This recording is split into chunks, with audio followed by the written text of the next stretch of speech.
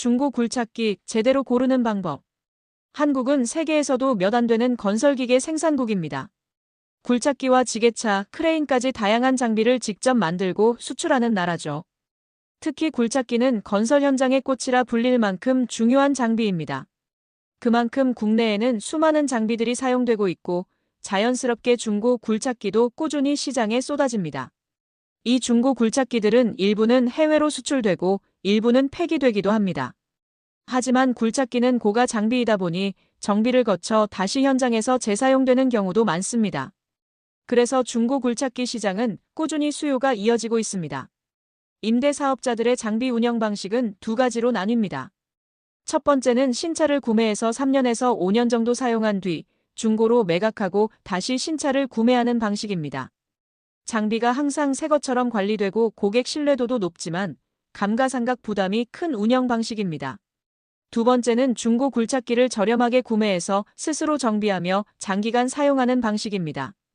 초기 비용이 적고 이윤이 더 남을 수 있지만 장비 구조와 정비 기술을 잘 아는 사업자만 가능한 방법입니다.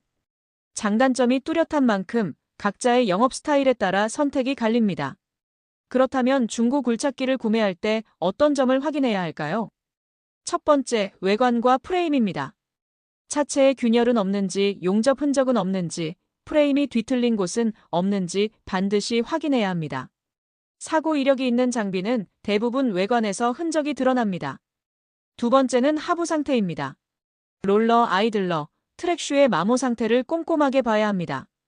하부는 굴착기 가격을 크게 좌우하는 핵심 부위입니다. 하부가 많이 닳아있으면 수리비가 크게 들어갑니다. 세 번째는 누유 여부입니다. 엔진룸, 유압 탱크, 실린더 주변, 호스 연결부까지 모든 곳을 살펴봐야 합니다. 누유는 수리비가 많이 들기 때문에 가장 먼저 확인해야 할 부분입니다. 네 번째, 엔진과 오일 상태입니다. 오일의 색과 점도, 냄새 등을 보고 장비가 어떤 상태로 운용되어 왔는지 판단할 수 있습니다. 정비 이력과 필터 교환 기록도 꼭 확인해야 합니다. 다섯 번째는 시운전 테스트입니다.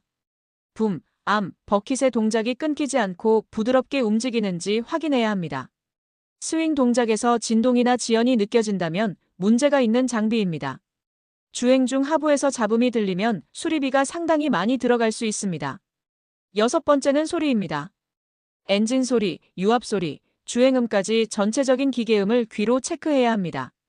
규칙적인 리듬이 깨지거나 금속 마찰음이 들리면 피하는 것이 좋습니다. 마지막으로 성능 기록과 서류입니다. 성능 점검 기록, 정비 이력, 등록과 말소 이력, 압류나 저당 여부까지 모두 정상이어야 합니다. 서류가 불투명한 장비는 아무리 가격이 싸더라도 위험합니다. 중고 굴착기는 가격이 저렴하다고 해서 무조건 좋은 선택이 아닙니다.